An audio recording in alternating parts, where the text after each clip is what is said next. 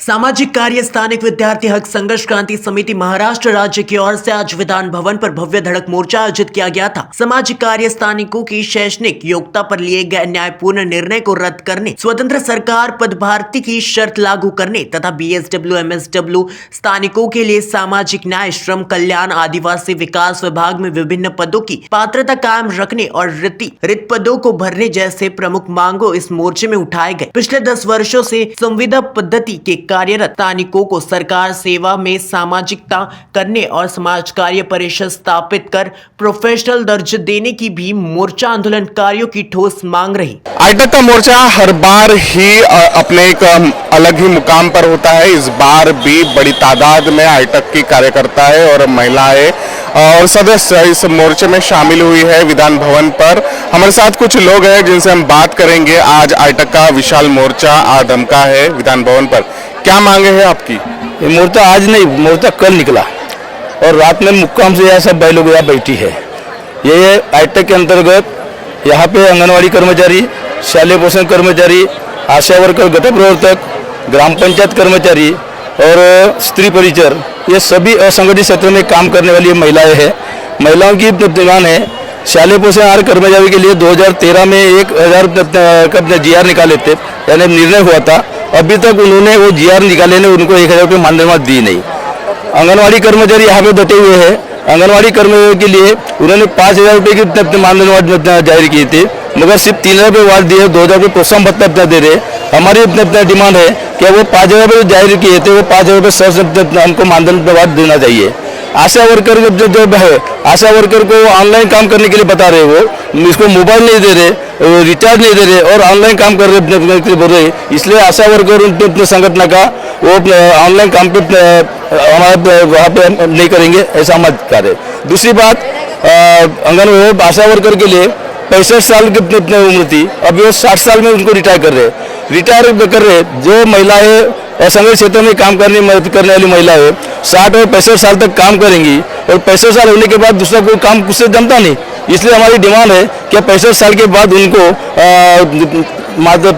Pension मिलनी चाहिए। हर असंगठित क्षेत्र में काम करने वाली महिलाओं को किमान वेतन मिलना चाहिए। ये किमान वेतन और जो हमारी आशा वर्कर है, आंगनवाड़ी कर्मचारी है, शालेय पोषण कर्मचारी है, वो दूसरों के बच्चों का काम करती है, छोटे छोटे बच्चों का कुपोषण कम करने का काम करते हैं। मगर वो खुद अगर बीमार गिरती है तो उनको शादी आधार पर उनको रजा नहीं मिलती, वो रजा मिलनी चाहिए। ये सभी डिमांड के लिए ये मोर्चा है। हर साल मोर्चा निकालते, ये बात सच है, मगर सरकार कुछ सुनने के लिए तैयार नहीं है। अभी फिलहाल इसलिए कल शिव मंत्री के पास शिष्टमंडल गया था, शिष्टमंडल में समाधानकारक चर्चा नहीं हुई, इसलिए हम रात भर यहाँ मुक्काम किए।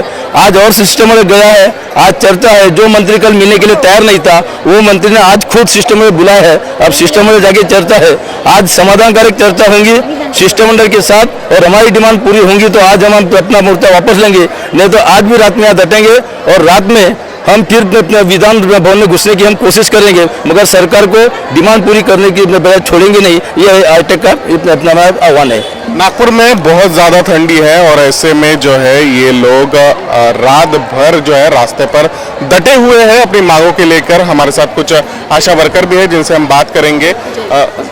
आंगनवाड़ी सेविका है, आप बताइए कि क्या आपकी मांग है? हमारा 2023 से 2024 26 जनवरी तक के 54 दिन का हमारा आंदोलन हुआ। और आंदोलन में हमारे कुछ डिमांड थे। जो डिमांड सरकार ने कहा था कि आपके मानधन में भरघोष मानधन वाढ करेंगे, लेकिन उन्होंने जाहिर तो कर दिया, मीडिया में तो दे दिया कि 5000 सेविका का बढ़ाया और मददनीश का 3000, बट उन्होंने उसमें कुछ शर्तें रखी है। क्योंकि 5000 डायरेक्ट नहीं दिया है तो 3000 यानी 13000 आंगनवाड़ी सेविका को दे रहे हैं और मददनीश को 2000 दिए हैं। उसमें शर्तें ये है कि हम अगर कोई काम करते हैं, पूरी तरीके से काम करते हैं तो उसका प्रोत्साहन भत्ता देंगे, वो भी पूरी तरीके से नहीं मिलता है। और जो प्रोत्साहन भत्ता के लिए हमको काम करना है तो पूरा गलत काम है, झूठा काम है, जो हमारी संगठन हमको करने की आज़ादी नहीं देती है। हमारे संगठन का कहना है कि हम झूठा काम नहीं करेंगे। सरकार ने कहा है 5000 मानधन में वार्ड होगी। झूठा काम यानी क्या? झूठा काम यानी उन्होंने कहा है वजन दिखाओ, जैसे वजन जो चार्ट मिला है चार्ट के हिसाब से हम अगर वजन करते हैं तो ग्रेड उनका रेड में जाता है, जो गलत है वो हम नहीं कर सकते। जो वजन है बच्चों का वही दिखाएंगे, वही ऊंची दिखाएंगे, और यही काम झूठा काम दिखा जो सेविका दिखाती है उनका प्रोत्साहन भत्ता 2-2 हजार निकलता है, तो हमको वो नहीं चाहिए, हमको साल सकट 15,000 मानधन चाहिए। तो ये गलत काम करने के लिए कौन अधिकारी बोलते हैं आपको? प्रोत्साहन भत्ता चाहिए तो करो काम, ऐसा उनका कहना है। अगर आप काम नहीं कर रहे बराबर तो आपको मेमो मिलेगा या फिर ड्यूटी से निकाला जाएगा, ऐसी धमकी दी जाती है। तो जो आपने कहा कि रेट जो है वो दिखाना पड़ेगा, आपको वजन दिखाना पड़ेगा, तो ये वजन ऊंची के हिसाब से होता है। BMI कुपोषण, BMI अगर कम रहा तो जाता है कुपोषण में। एक तो बारीक कुपोषण होके भी हेल्दी बनाने के लिए कहते हैं। हाँ, बच्चे कुपोषण गलत काम करने के लिए, ताकि उसके ऊपर से वो प्रोत्साहन भत्ता निकाल सके।